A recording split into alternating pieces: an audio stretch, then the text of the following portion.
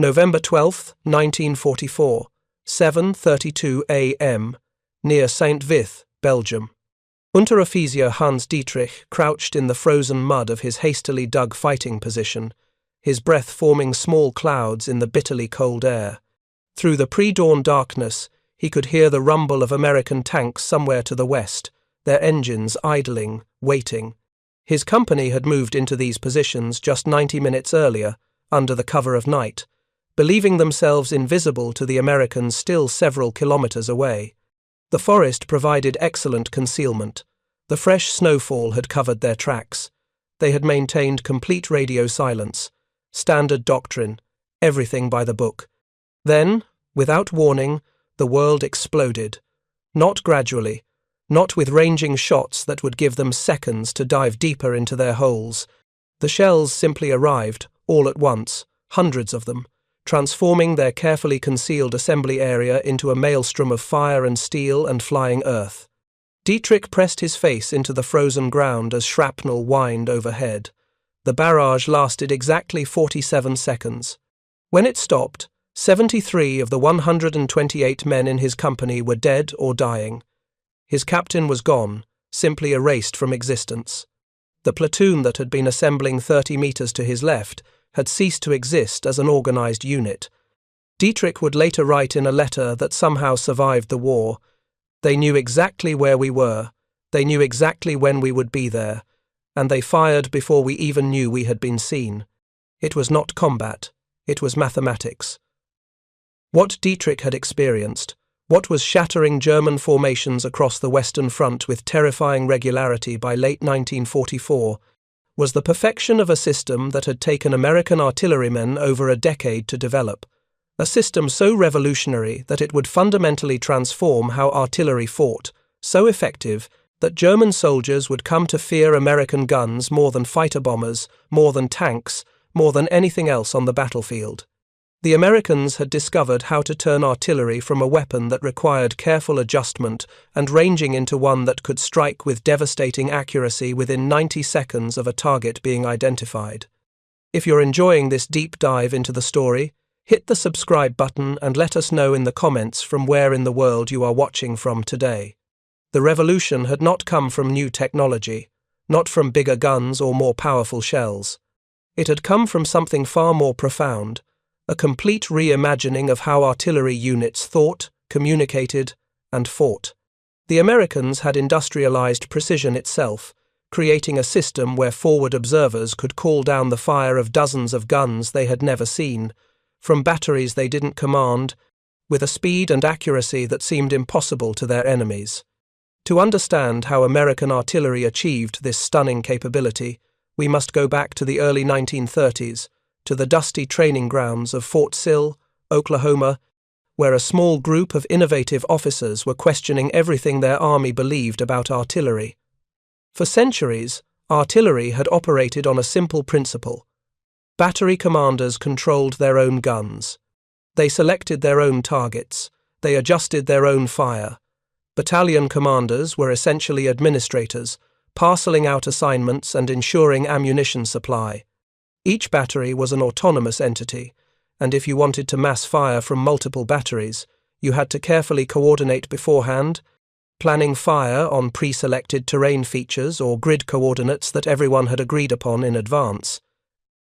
It was cumbersome, it was slow, and in the fast-moving warfare that armored vehicles and aircraft were making possible, it was becoming obsolete. Colonel Carlos Brewer, serving as director of gunnery at the Field Artillery School at Fort Sill, recognized the fundamental problem. In a training circular distributed in 1932 that wouldn't be widely appreciated until years later, he wrote, "We are organizing artillery for the wars of the past. Modern warfare demands that we be able to mass the fire of every gun within range on any target at any moment, not just on pre-planned targets.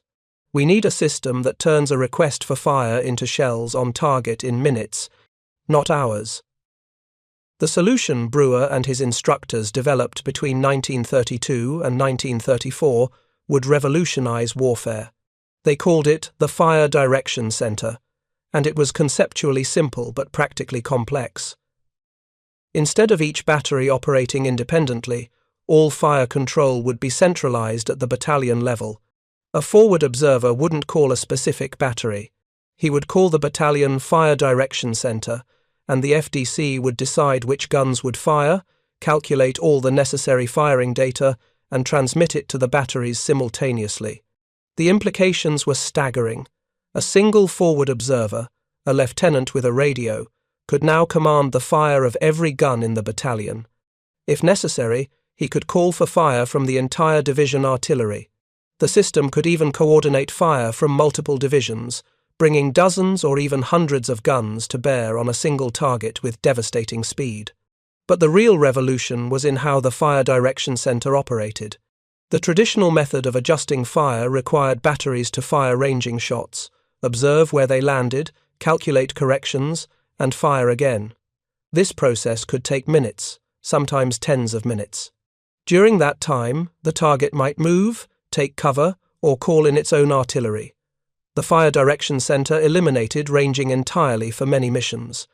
Using detailed maps, survey data, and pre-computed firing tables that accounted for everything from temperature to barrel wear to the rotation of the Earth, skilled personnel could calculate precise firing data from map coordinates alone. An observer could identify a target, transmit its location, and have shells arriving with devastating accuracy in under 2 minutes, often in under 90 seconds. The spring of 1931 saw the first successful demonstration of this capability.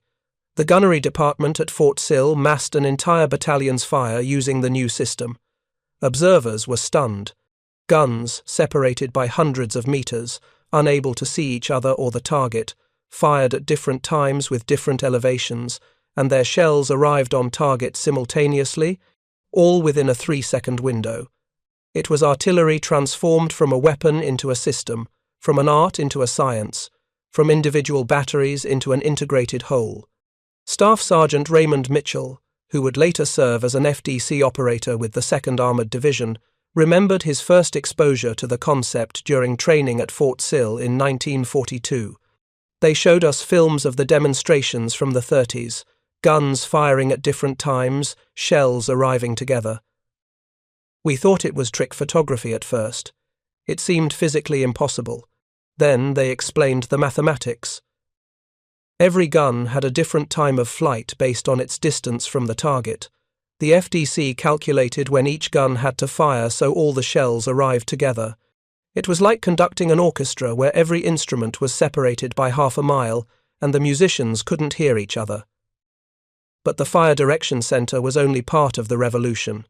The system required several other innovations to achieve its full potential. First, artillery units needed accurate maps and survey data. You couldn't calculate precise firing data from map coordinates if your maps were inaccurate or if you didn't know exactly where your guns were positioned.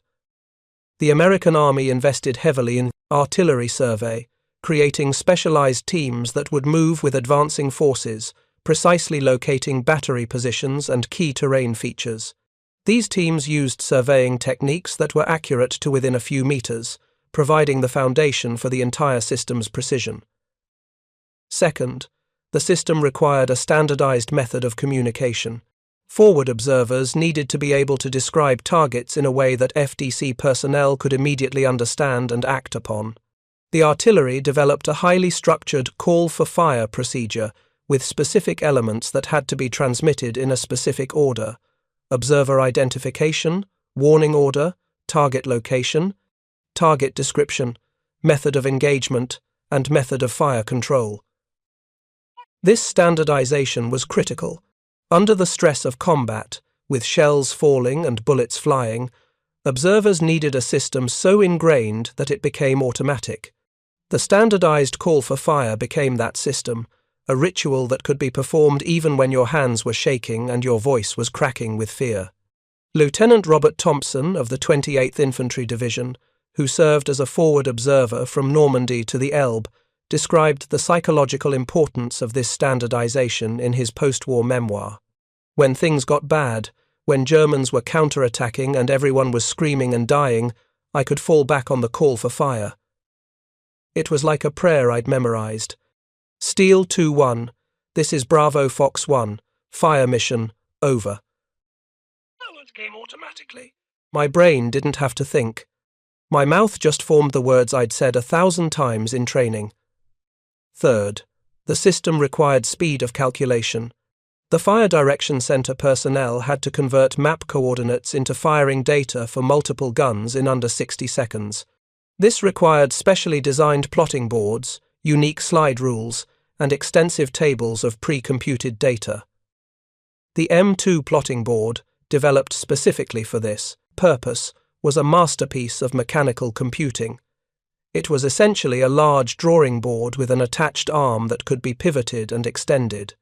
FDC personnel would plot the target's location relative to the firing battery, use the arm to measure range and deflection, and then consult firing tables to determine the precise elevation and powder charge needed. In the hands of a trained crew working under pressure, the M2 plotting board could produce firing data for an entire battery in under 45 seconds. Add the time for communication, and a well-trained battalion could put shells on target in 90 seconds or less from the moment an observer called for fire.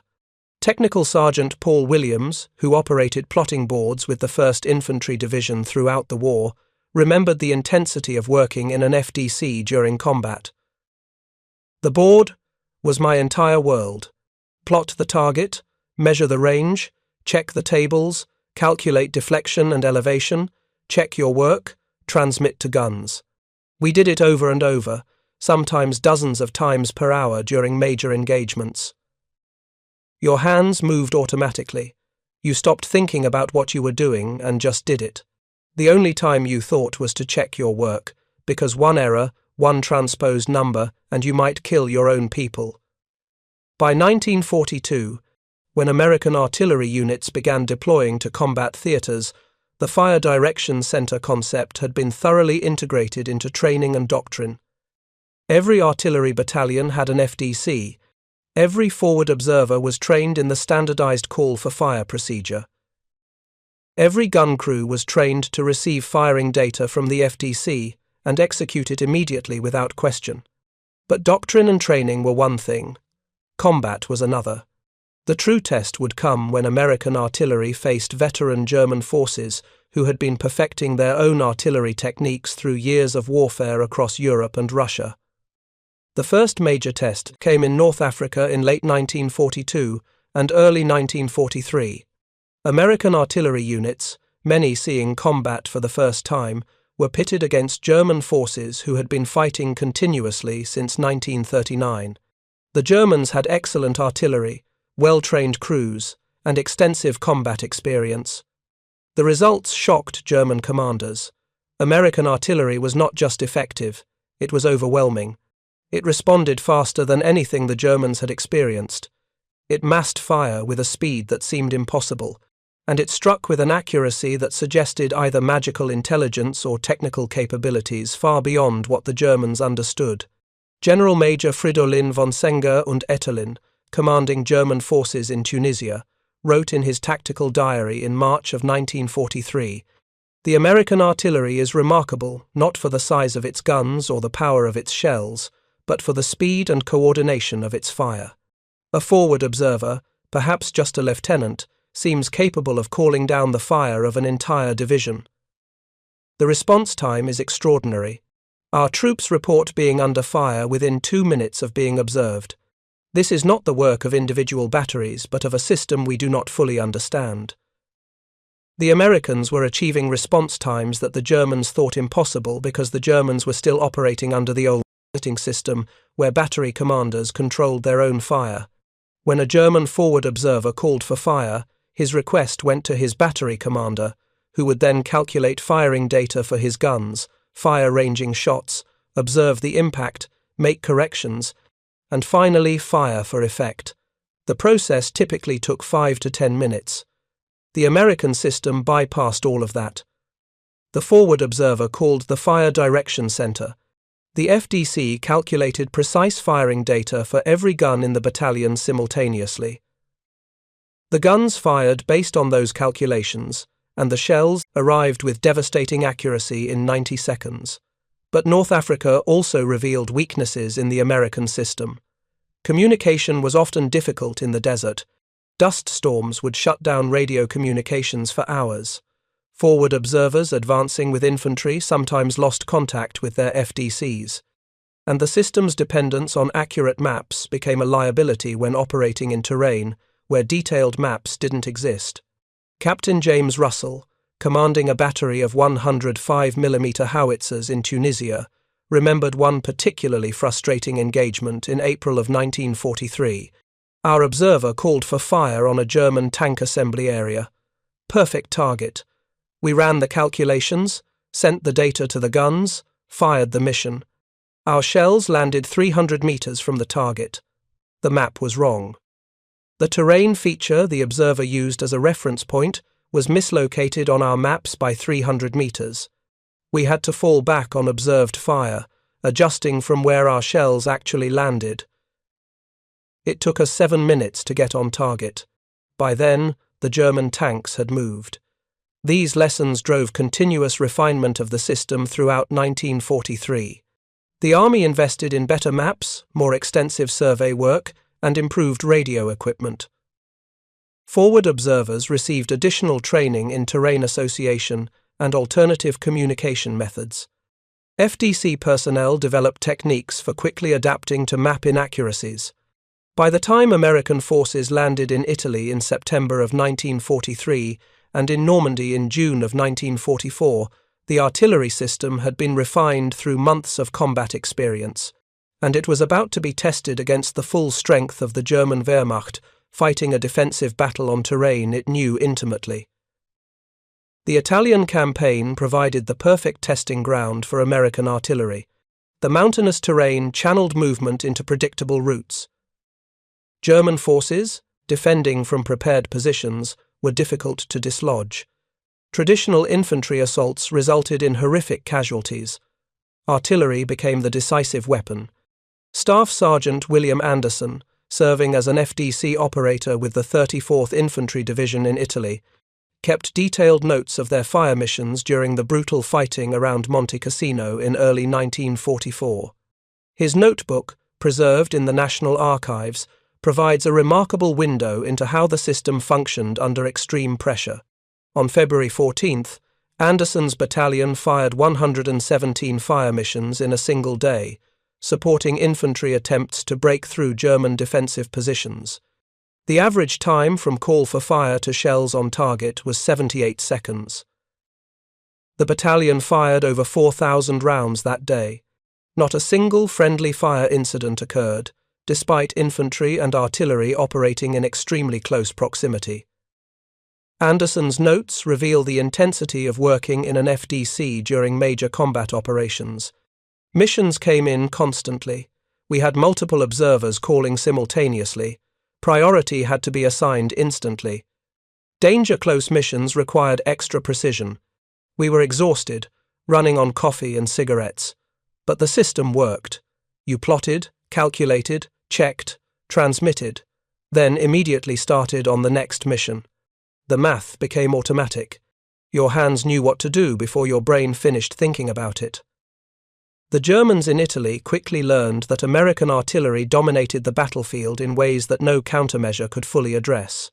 German after-action reports from the Italian campaign are filled with references to the devastating effectiveness of American fire support. A captured report from the 14th Panzer Corps, dated March 19, 1944, analyzed American artillery tactics. The enemy has perfected a system of fire control that allows forward observers to call fire from any artillery within range, not merely their assigned batteries. Response time is approximately 90 seconds for simple missions, up to 3 minutes for complex concentrations involving multiple battalions. The enemy does not use ranging fire. Initial salvos arrive on target with high accuracy, suggesting either pre-registration or highly accurate map-based fire control. Recommend extreme caution when assembling forces or moving during daylight hours. But the true culmination of American artillery development would come in Northwest Europe, beginning with the Normandy invasion in June of 1944. Here, the Americans would refine their system to its ultimate expression, achieving capabilities that would terrify German forces and contribute decisively to Allied victory. The Normandy bocage, with its small fields separated by high hedgerows, initially frustrated American artillery. Forward observers couldn't see far enough to effectively control fire. Radio communications were disrupted by the terrain. German forces, defending from prepared positions in close terrain, were difficult to locate and engage. But the Americans adapted with characteristic speed. They developed new techniques for forward observers, including the use of church steeples and other tall structures as observation posts. They deployed liaison aircraft, small spotter planes that could circle above the battlefield, directing artillery fire from the air. And they refined their procedures for massing fire from multiple battalions and even multiple divisions. The concept of the forward air observer had existed since World War I, but the Americans in 1944 perfected it into a highly effective system. Artillery officers flying in slow, vulnerable Piper L-4 Cubs could observe German positions from above, call fire missions directly to fire direction centers, and adjust fire with devastating accuracy. Major Charles Roberts, an aerial observer with the 9th Infantry Division, flew over 300 missions in France and Germany. His memoirs describe the unique perspective aerial observation provided. From 1,500 feet, I could see the entire battlefield. German troops moving through woods invisible to ground observers were perfectly visible to me. I could see their vehicle parks, their artillery positions, their assembly areas. I would call the coordinates to the FDC, and 90 seconds later, shells would be falling. The Germans never understood how we found them so quickly.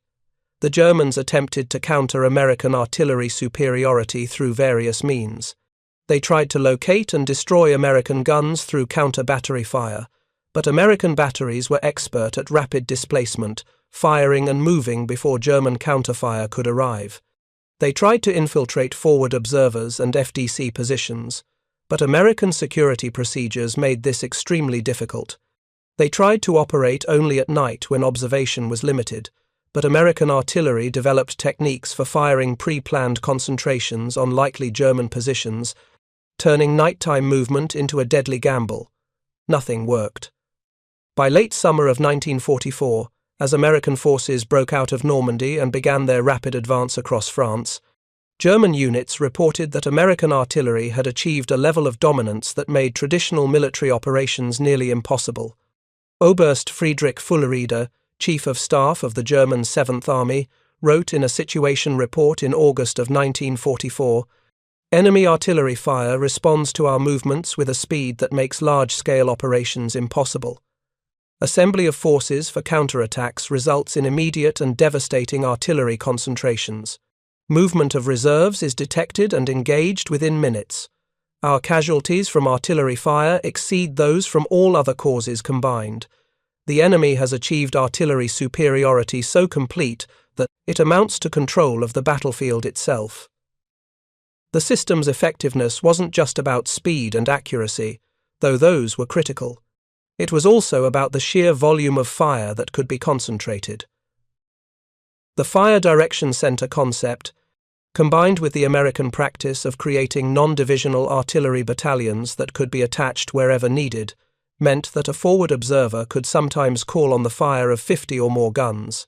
This capability reached its peak during the Battle of the Bulge in December of 1944 and January of 1945, when German forces launched their last major offensive in the West. As German armored spearheads drove into American positions, as infantry companies found themselves surrounded and cut off, American artillery became the decisive factor in containing and eventually crushing the German offensive.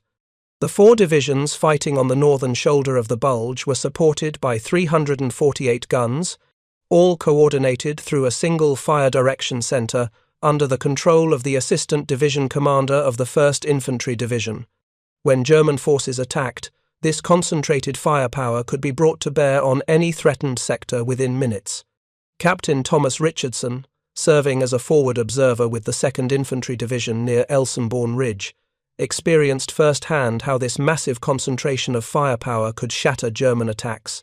His after-action report, filed in January of 1945, provides vivid detail. German armor was advancing toward our positions, approximately 20 tanks with supporting infantry. I called for fire. The FDC informed me they were allocating 18 batteries, over 100 guns. I gave them the coordinates and called for time on target. Exactly 92 seconds later, the entire area where the German formation had been simply erupted. The concentration lasted 45 seconds. When the smoke cleared, the attack had been completely destroyed.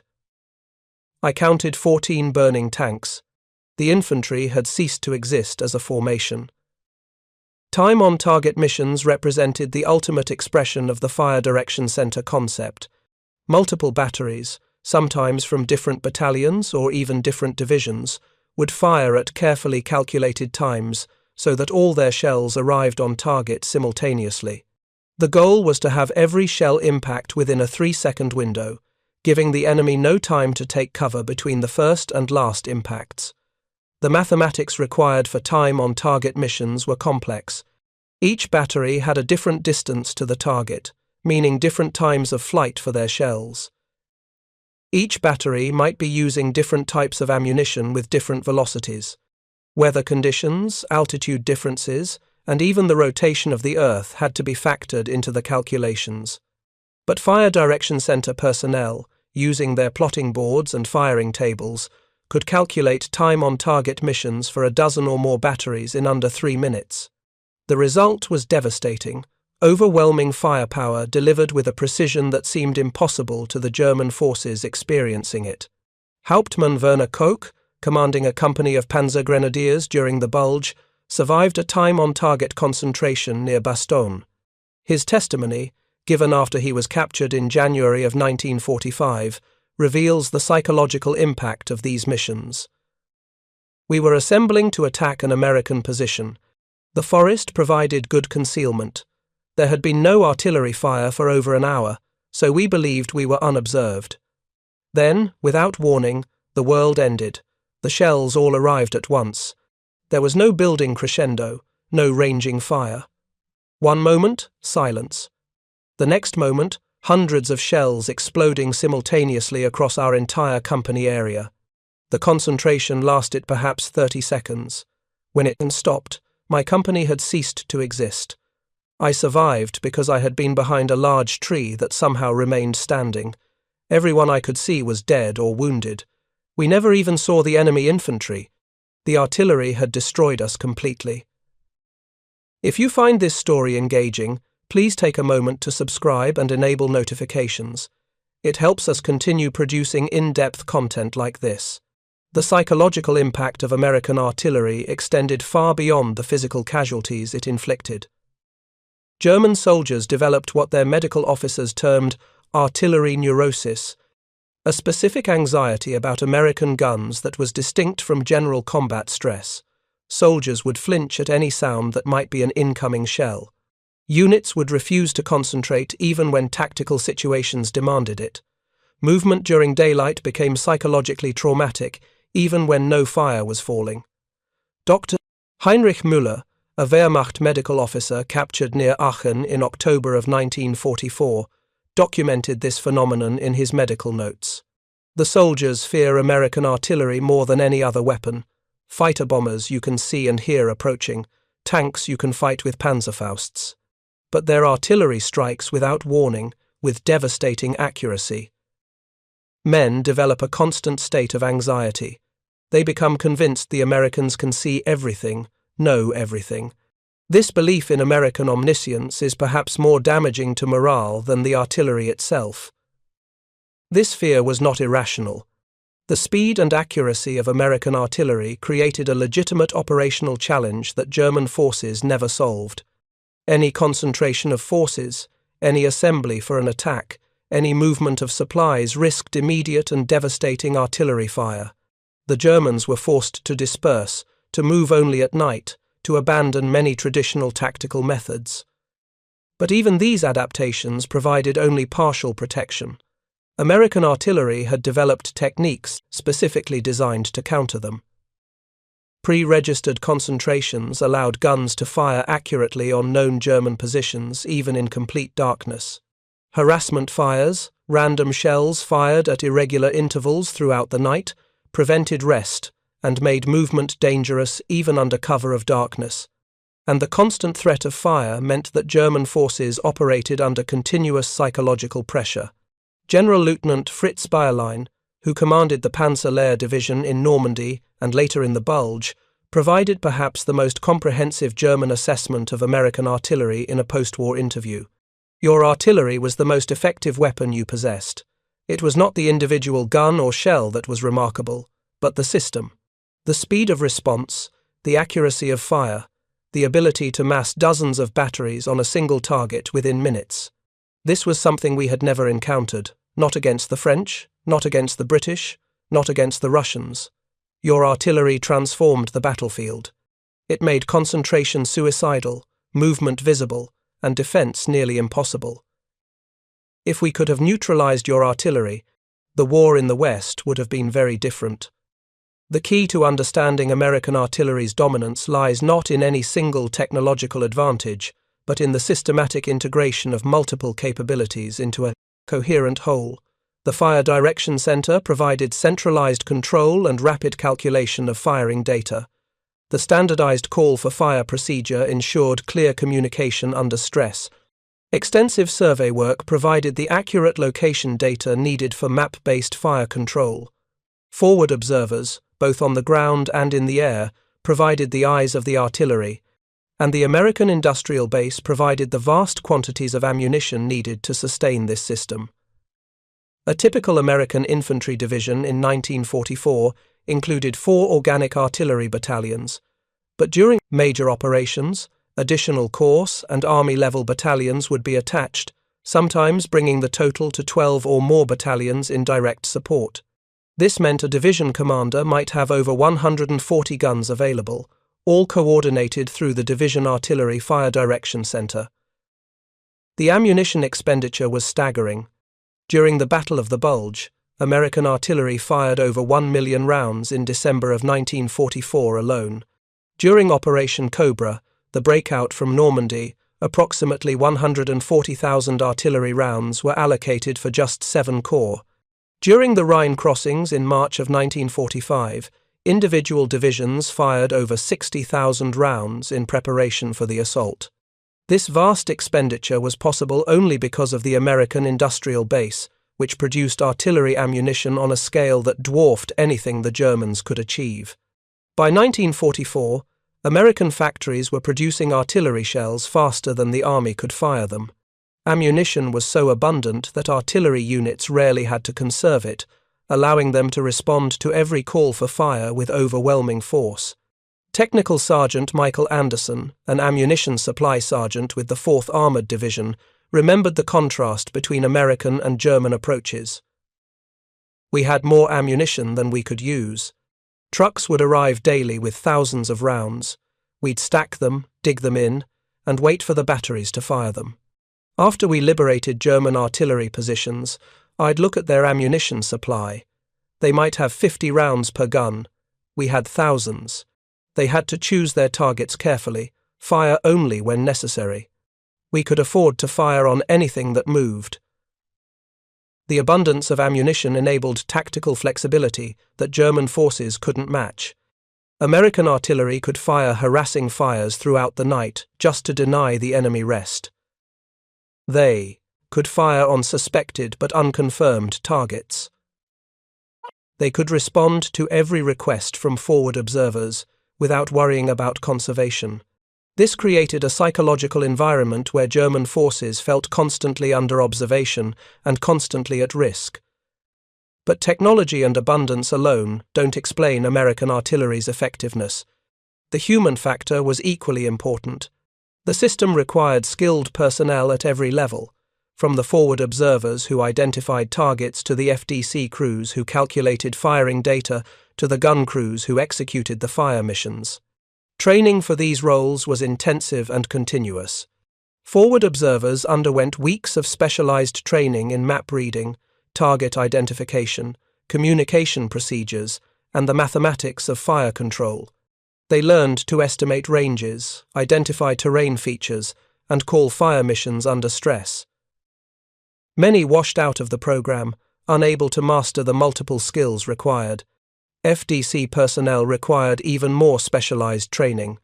They had to be proficient in trigonometry, skilled in the use of plotting boards and firing tables, capable of working rapidly under pressure, and able to check their own work for errors. A single mistake in an FDC could result in friendly fire casualties, so the training emphasized both speed and accuracy, a difficult combination to achieve.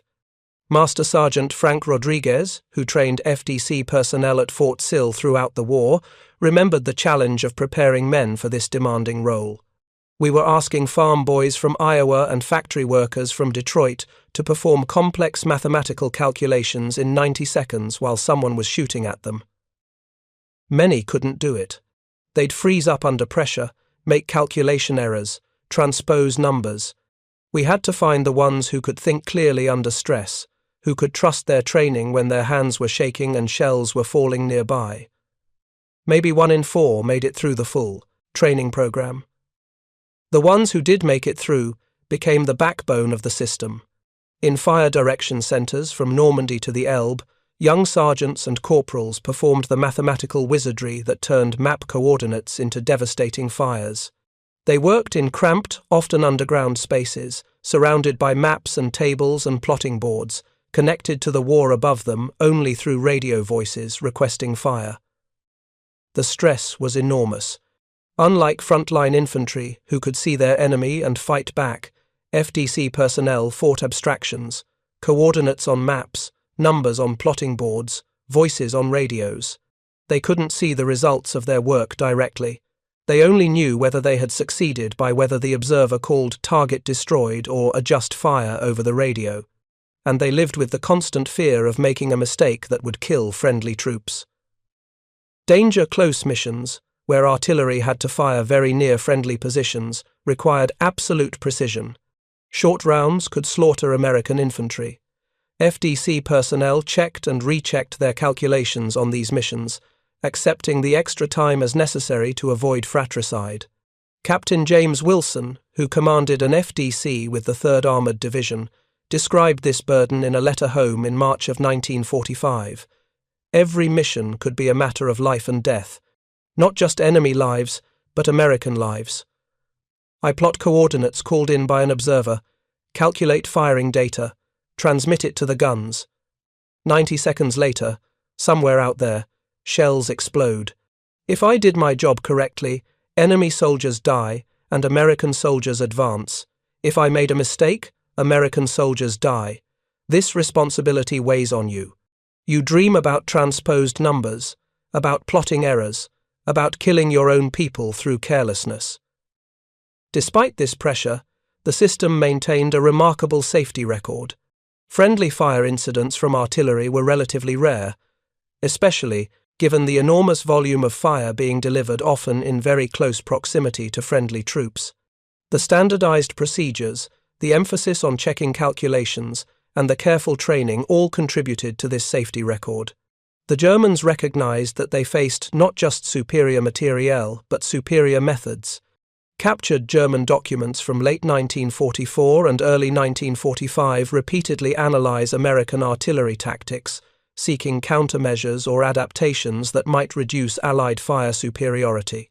A tactical directive from Army Group B, dated January 19, 1945, acknowledged the magnitude of American artillery dominance. The enemy has perfected artillery fire control to a degree that makes traditional operations extremely hazardous. Forward observers with radios can call devastating fire within 90 seconds. This fire arrives without preliminary ranging, suggesting either pre-registration or map-based fire control of high accuracy. Multiple batteries can be concentrated on single targets within minutes. Recommended countermeasures: extreme dispersion of forces, movement only during darkness or poor visibility, immediate displacement after firing our own artillery, aggressive counter-reconnaissance to locate and eliminate enemy observers. However, experience suggests these measures provide only partial mitigation. Enemy artillery superiority is so great that it fundamentally constrains our operational options. This assessment, written by professional military officers analyzing their tactical situation. It reveals how completely American artillery had dominated the battlefield by early 1945. The Germans weren't facing a weapon they didn't understand. They understood it perfectly well. They simply had no effective counter to it. The speed, accuracy, and overwhelming volume of American fire had created a situation where German forces couldn't operate effectively. The final campaigns of the war in Europe, from the Rhine crossings in March through the final surrender in May, saw American artillery operating at the peak of its effectiveness. The system that had been conceptualized in the 1930s, refined through combat in North Africa and Italy, and perfected in Northwest Europe, was now executing with a precision and lethality that shocked even experienced Wehrmacht commanders. The Rhine crossing operations in late March of 1945 showcased the system at its most overwhelming. When the Ninth Army crossed the Rhine on March 24, 270 American guns opened fire simultaneously. The initial barrage delivered over 65,000 rounds. In some sectors, fire rates exceeded 1,000 rounds per minute. The concentration of firepower was unprecedented in the history of warfare.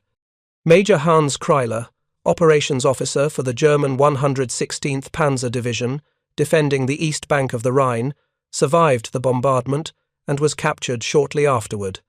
His testimony provides insight into what experiencing this level of firepower was like. The artillery preparation began at 2 a.m. without preliminary registration or ranging fire. The first indication was the simultaneous impact of 500 to 600 shells across our forward positions. This was not a rolling barrage that we could retreat from, but concentrated packets of destruction that annihilated specific positions completely before shifting. Counter-battery fire was impossible. We could not locate their guns, and any battery that revealed itself by firing was immediately suppressed. Within 30 minutes, our organized defensive system had been reduced to isolated pockets of survivors. What Kreiller experienced was the final evolution of the American artillery system. Not just rapid response to individual targets, but carefully orchestrated preparatory fires that combined time-on-target concentrations with rolling barrages, counter-battery, fire, and interdiction missions into a comprehensive fire plan that systematically destroyed German defensive capabilities before the assault even began. These fire plans were products of meticulous staff work, prepared over days or weeks, involving coordination between multiple divisions, corps, and army-level artillery units. But they still retained the flexibility that characterized American artillery. If unexpected targets appeared, forward observers could call fire that would arrive in 90 seconds, even while the pre-planned fire continued. Feldwebel Georg Richter, a German artillery officer who survived the Rhine crossings and later served as a consultant to American military historians, analyzed what made American artillery so devastating. It was not any single element, but the integration of all elements into a coherent system. Your forward observers were well trained and equipped with excellent communications. Your fire direction centers could calculate accurate firing data rapidly. Your guns were numerous, well supplied with ammunition, and expertly served. Your survey methods provided accurate location data, and underlying everything was an industrial capacity that ensured abundance of every material thing needed. We could match you in individual elements. Some of our observers were as skilled as yours. Our gunners were perhaps more experienced, but we could not match your system, your integration, your abundance. This analysis cuts to the heart of American artillery's success. The Germans were not incompetent. They were not poorly trained. They were not fighting with obsolete equipment. They were facing a system that represented a different approach to warfare, one that emphasized integration, standardization, and industrial scale over individual skill and tactical brilliance. The American artillery system was democratic in a way that German artillery was not. A young lieutenant serving as a forward observer had the authority to call fire from an entire division's artillery. An enlisted sergeant operating a plotting board in an FDC could control the fire of dozens of guns. The system empowered individuals at every level to make decisions and take action, trusting that standardized procedures would ensure coordination. German artillery, by contrast, remained more hierarchical and centralized. Battery commanders retained more autonomy but had less ability to call on fire from other units. Fire control remained more dependent on individual skill and less on standardized procedures. And the chronic shortage of ammunition meant that every fire mission had to be carefully considered and approved at higher levels. Lieutenant Colonel Harold Smithson, who served as Division Artillery Commander for the 26th Infantry Division, reflected on this difference in his post-war writings. "We had industrialized artillery. We had turned it from a weapon that depended on individual skill into a system that depended on procedural excellence. A mediocre battery using our system could outperform an excellent battery using traditional methods because our system multiplied effectiveness through coordination. One observer could control 100 guns. One fire direction center could coordinate the fire of an entire division. This was industrial warfare applied to artillery, and it was devastatingly effective. The human cost of this effectiveness fell primarily on German forces. Throughout the campaigns in Northwest Europe, German casualties from artillery exceeded those from all other causes combined. Soldiers who survived years of combat on the Eastern Front were killed by American shells within days or weeks of facing American artillery. Units that had never broken in the face of retry-continue Soviet attacks disintegrated under American fire. The psychological dimension of this artillery dominance cannot be overstated. German soldiers learned that concentration meant death, that movement meant death, that even remaining in position meant potential death. The constant threat of artillery fire created a pervasive anxiety that degraded combat effectiveness even when no shells were falling. Obergefreiter Klaus Richter, the soldier who had survived the barrage near St. Vith in November of 1944, kept a diary throughout his captivity that provides remarkable insight into how German soldiers processed their experience with American artillery. In an entry dated April 7, 1945, written in a prisoner of war camp in France, he reflected on what had broken German resistance in the West. We could accept being outfought by better soldiers. We could accept losses in fair combat. What we could not accept, what broke our will, was the feeling of helplessness against American artillery. They could see us when we thought we were hidden. They could strike us when we thought we were safe. Their shells arrived before we knew we had been observed. It was not combat in any traditional sense. It was systematic destruction by an opponent we could not see, could not fight, could not escape. This is what defeated us.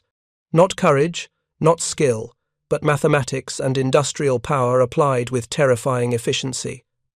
The contrast between American and German artillery methods reveals the depth of this transformation. German artillery relied on battalion and regimental control, with individual commanders making firing decisions. Their system emphasized tactical flexibility and officer initiative, but was slower and less coordinated. When a German unit needed artillery support, requests moved up the chain of command.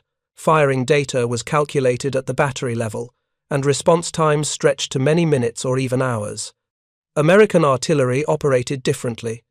The Fire Direction Center received requests directly from forward observers, calculated firing data using plotting boards and firing tables, and transmitted instructions to multiple batteries simultaneously.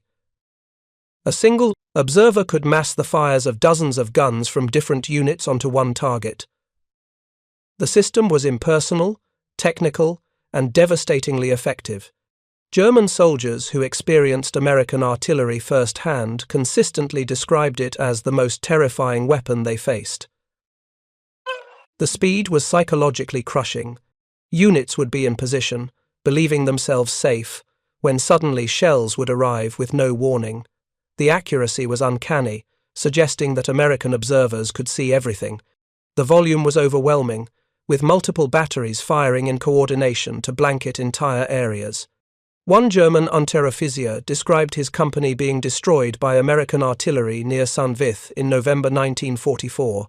He recalled not the explosions themselves, but the silence before them, followed by sudden, overwhelming violence. Even decades later, he suffered from nightmares and flinched at sudden loud noises. The Americans, he said, didn't just kill German soldiers but broke something inside them, creating a sense that resistance was futile. This psychological dimension was as important as the physical destruction. German forces operated under the constant belief that they could be targeted at any moment. This constrained their movements, limited their tactical options, and gradually demoralized even veteran units. American artillery created a battlefield environment where German forces simply could not operate effectively. The statistics tell part of the story. American artillery fired approximately 20 million rounds in the European theater. Post-war analysis showed that artillery caused more German casualties than all other weapons combined in the Western theater. But beyond the numbers, the human dimension matters. Thousands of young Americans, most recently civilians, learned to operate a complex technical system under extreme pressure. These men mastered mathematics, map reading, and radio procedures. Forward observers learned to identify targets and call for fire using standardized phrases. Fire direction center operators learned to perform rapid calculations using plotting boards and firing tables. Gun crews learned to load, aim, and fire with mechanical precision. Each individual action, when combined with hundreds of others following the same procedures, produced devastating results. The system's effectiveness improved dramatically as the war progressed. In 1942, American artillery units were inexperienced and still learning their methods under combat pressure. By 1945, they had achieved such overwhelming superiority that German forces were reduced to desperate attempts to escape rather than fight. During the final weeks of the war, American artillery pursued retreating German columns with ruthless efficiency, destroying vehicles and troops faster than they could surrender. The legacy of this revolution extended far beyond World War II. The fire direction center concept remains fundamental to artillery operations today. Modern units still use centralized fire control, still empower forward observers to call fire from any available battery, and still emphasize rapid response times. The technology has changed computers, replaced plotting boards, GPS replaced survey methods, digital communications replaced radio, but the fundamental concept remains identical. German military observers understood what Americans were doing and why it worked. Captured fire direction manuals were thoroughly analyzed, but understanding wasn't enough. The German military system, with its emphasis on hierarchy and cultural preference for tactical brilliance over systematic efficiency, could not effectively adopt American methods. The system required resources Germany lacked, and an approach to military organization incompatible with German traditions. At the Nuremberg trials, Generaloberst Alfred Jodl acknowledged this reality. The Wehrmacht recognized American artillery superiority early, understood the methods, and attempted countermeasures. But the American system required unlimited material support and organizational approaches foreign to German military tradition. Their artillery superiority came not from better technology or tactics, but from superior organization and industrial abundance. This represents a distinctly American approach to warfare: industrial, systematic, technical, democratic. Individual soldiers mattered not as heroes, but as components of a larger machine. Success came from procedural excellence rather than battlefield brilliance. Victory resulted from the cumulative effect of thousands of correct decisions by ordinary men following standardized procedures. The men who operated this system mostly returned to civilian life without fanfare. Forward observers who had called fire missions that killed thousands became farmers, teachers, and salesmen. Fire direction center operators who performed calculations under fire returned to ordinary jobs. Gun crews resumed civilian lives, their wartime service fading into memory, but the system they perfected lived on. Every modern artillery unit traces its organizational structure back to innovations developed at Fort Sill in the 1932 and perfected in combat from 1942 through 1945. The revolution proved that systematic efficiency, backed by industrial abundance, could achieve results previous generations thought impossible, defining artillery warfare for generations to come.